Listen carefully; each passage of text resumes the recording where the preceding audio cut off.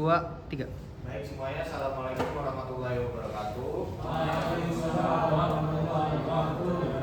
Sebelum kita masuk ke pembelajaran, siapa ketua kelas di sini? Saya Pak. Silakan dari pimpin doanya. Teman-teman berdua masing-masing berdoa.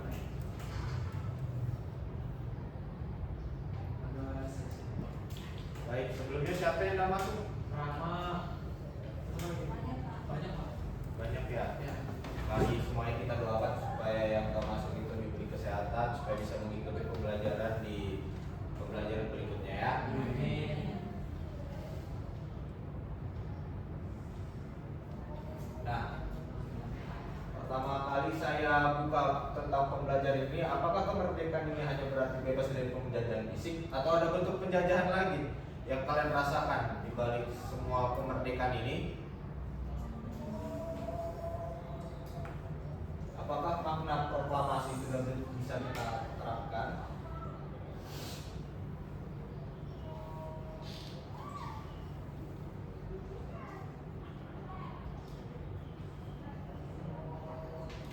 Apa tadi? Apakah bisa kamu terapkan proklamasi dalam kehidupan sehari-hari kamu?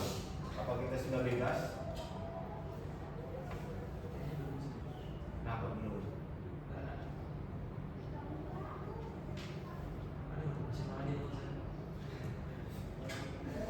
Oke, selanjutnya.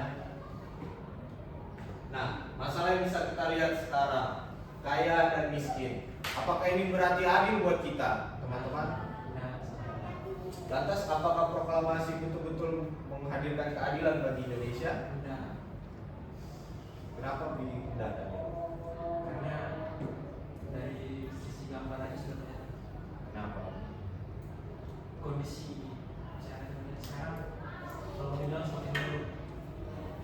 Karena sesuai digambar yang saya dapat begitu misalnya kondisi gambaran itu sangat sulit untuk mencari kebutuhan seperti makan, minum, dan di sisi sananya mereka rela kayak jadi seorang pengungsi pemulung, dan di sebelah kanan gambarnya itu sangat mapan, mempunyai segalanya. Jadi kalau bilang kurang setara. Oke, baik. Tepuk tangan dong buat teman-teman. Nah, temuan. Apakah kondisi Indonesia saat ini sudah benar-benar merdeka atau yang proklamasi semata yang diucapkan setiap Senin saja? Lantas, apakah semangat kemerdekaan sudah kita terapkan dalam kehidupan sehari-hari? Apakah teman-teman sudah menerapkan semangat proklamasi yang kita ajarkan dalam kehidupan sehari-hari? Contohnya adalah menghargai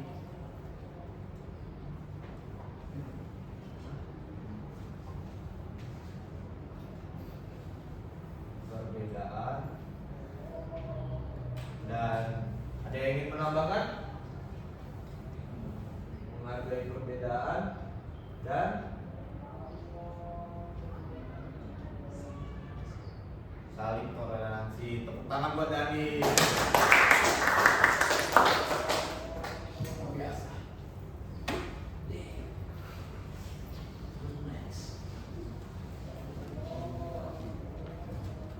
Dua hal ini adalah sebuah contoh kecil yang harus kita terapkan dalam kehidupan sehari-hari ya teman-teman. Nah, adapun yang harus kita lakukan adalah selanjutnya setelah saya paparkan itu, mari kita bentuk kelompok dulu. Seperti kelompok yang tadi aja, mari kita berhitung dalam 3 orang ya, mulai dari Cahaya. 1, 2.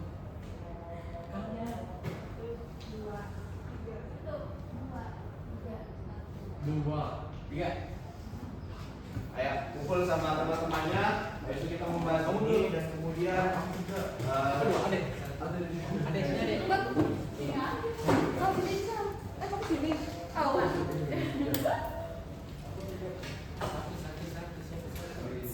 Kita lagi. 2. Ada 2 kan? Itu berapa sih?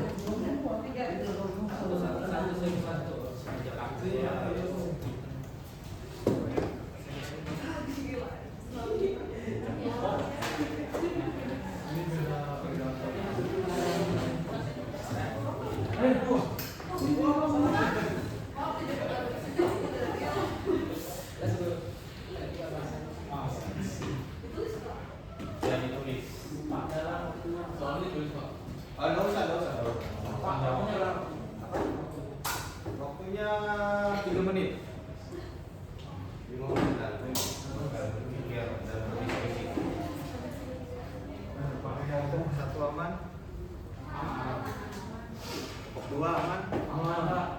3 aman. Aman Pak.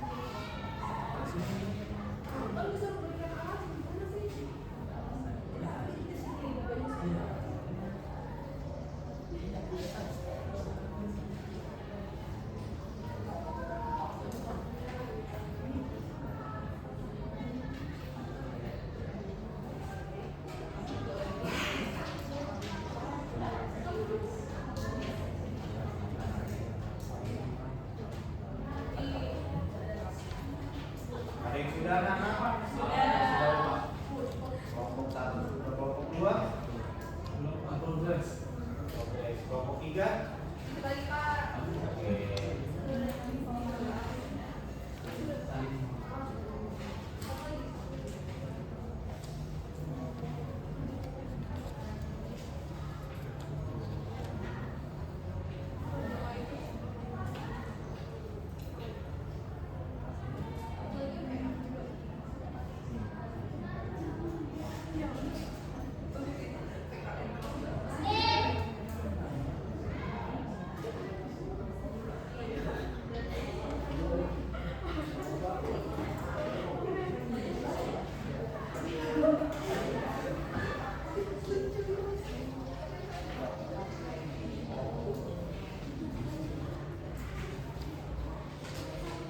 Sudah kelompok 2 gimana?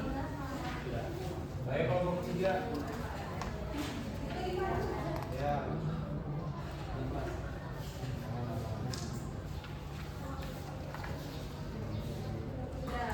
Sudah. Ayo perwakilan kelompok maju buat mempresentasikan hasilnya.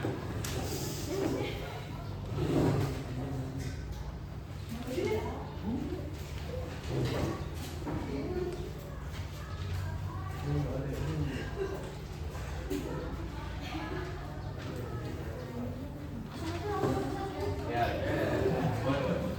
Dua-duanya nih. Ya. Satu. Nomor satu, proklamasi adalah tanda-tanda Indonesia merdeka dan berdaulat. Masih relevan karena jadi dasar persatuan dan semangat mempertahankan kemerdekaan sampai sekarang. Itu aja, Pak. Ya. Tepuk tangan dong. Ayo nomor 2. Kelompok 2. Nomor dua, Iya. untuk nomor dua itu kan tadi kan minimal 2 contoh penerapan nilai kemerdekaan dalam kehidupan sehari-hari sebagai pelajaran generasi muda saat ini. Nah, jawaban dari kelompok kami yang pertama itu belajar dengan sungguh-sungguh, yang dimana mencerminkan semangat perjuangan untuk memajukan semangat bangsa. Terus yang kedua itu menghargai perbedaan seperti suku, agama, dan lain-lain, yang dimana mencerminkan persatuan seperti semangat saat kemerdekaan. Oke, tepuk tangan dong. Kelompok 1 menurut gua kelompok 3. Menurut kelompok kami, apakah makna kemerdekaan itu masih relevan? Dari kami sendiri itu tidak, karena secara politik memang Indonesia itu sudah merdeka, diakui oleh negara lainnya, wilayah dan lain-lain. Tetapi secara sosial masyarakatnya masih ada banyak orang-orang yang tertindas, orang-orang miskin, juga banyak aturan-aturan yang tidak terhadap rakyat.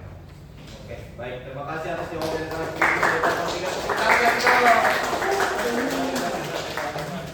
silakan kembali ke tempat duduknya. Nah, setelah saya sebutkan tadi apa yang kita kuiskan, mari kita flashback ke belakang lagi. Apa sih itu sejarah? Dari teman-teman apa? Ada yang tahu nggak apa itu sejarah? Dari memori kecil di kepalanya dia aja deh. Apa itu sejarah coba? Ada yang ingin memberikan tanggapan aja, asal-asal aja. Peristiwa masa lalu. Peristiwa masa lalu, ada lagi? Daniel, silakan Daniel ketua kelas. Peristiwa yang akan datang. Peristiwa yang akan datang. Iya, salah. Sejarah Daniel. Ada lagi? Ya, peristiwa masa lalu. Jadi saya jelaskan adalah sejarah adalah ilmu yang mempelajari peristiwa masa lalu manusia yang disusun secara kronologis dan sistematis untuk memahami kehidupan masa kini dan masa depan. Jadi kita bisa memperhitungkan apa yang terjadi di masa lalu dan apa yang kemudian terjadi di masa depan karena peristiwa di masa lalu tersebut. Paham? Nah, kita masuk next. Nah, konsep dasar sejarah itu ada 3 teman-teman. Manusia, ruang, dan waktu. Nah, konsep dasarnya ini mempengaruhi semua bentuk sejarah yang ada di muka bumi ini. Yang pertama adalah konsep manusia dalam sejarah. Yang pertama adalah manusia sebagai pencipta sejarah, manusia sebagai pengubah sejarah, dan manusia sebagai pewaris sejarah. Kita ambil contoh dalam peristiwa yang kita diskusikan tadi. Apa yang kita diskusikan tadi teman-teman? Proklamasi. Oke. Apa?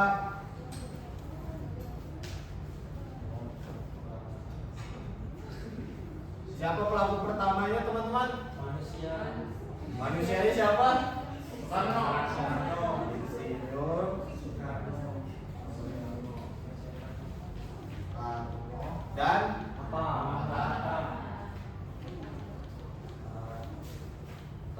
Nah, orang ini adalah konsep dasar manusia yang konsep dasar sederhana yang bisa dicetuskan dalam konsep dasar sejarah. Teman-teman bisa melihat tanpa adanya manusia di sini, apakah proklamasi dapat disebut dengan sejarah tanpa ada manusia? Tidak. Nah, makanya sejarah tanpa ada manusia itu sangat penting karena sebuah hal yang sangat intim di dalam konsep sejarah tersebut. Yang kedua adalah konsep ruang. Nah, konsep ruang adalah tempat terjadi peristiwa. Setiap peristiwa selalu menjadi lokasi tertentu.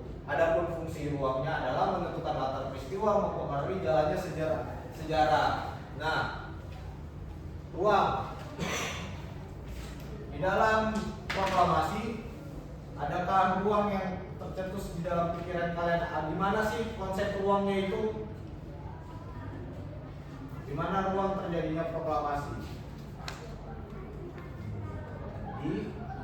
Ada? Di lapangan, Pak. Ada lagi? Rumah Soekarno, Pak. Ada lagi? Rumah Soekarno ya? Ya.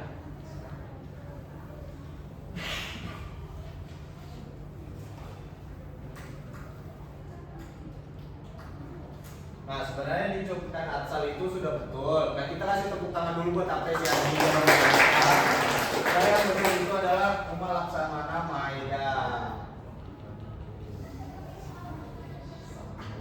Nah, tanpa adanya Rumah Laksamana Maeda, ruang dalam sejarah terjadinya proklamasi itu tidak mungkin ada, teman-teman. Jadi sangat penting, sangat fundamental terjadinya ruang di dalam sejarah itu yang membentuk akan terjadinya proklamasi. Tanpa adanya proklamasi, mungkin sekarang kita tidak akan merdeka. Mungkin yang dari jawaban kelompok 3 kita masih bisa lihat sangat tidak relevan ya. Mungkin ada kecacatan dalam sistemnya. Yang ketiga adalah waktu. Nah, waktunya di mana teman-teman terjadinya peristiwa proklamasi? Kapan itu terjadinya? Ya, siapa? 17 Agustus. Kita kasih tepuk tangan dulu buat jawaban dari adik. Nah, 17 Agustus 95, waktu adalah kapan peristiwa terjadi. Nah, jadi waktunya ini ada peristiwa terjadi proklamasi yang sering kalian memperingati di setiap tahunnya.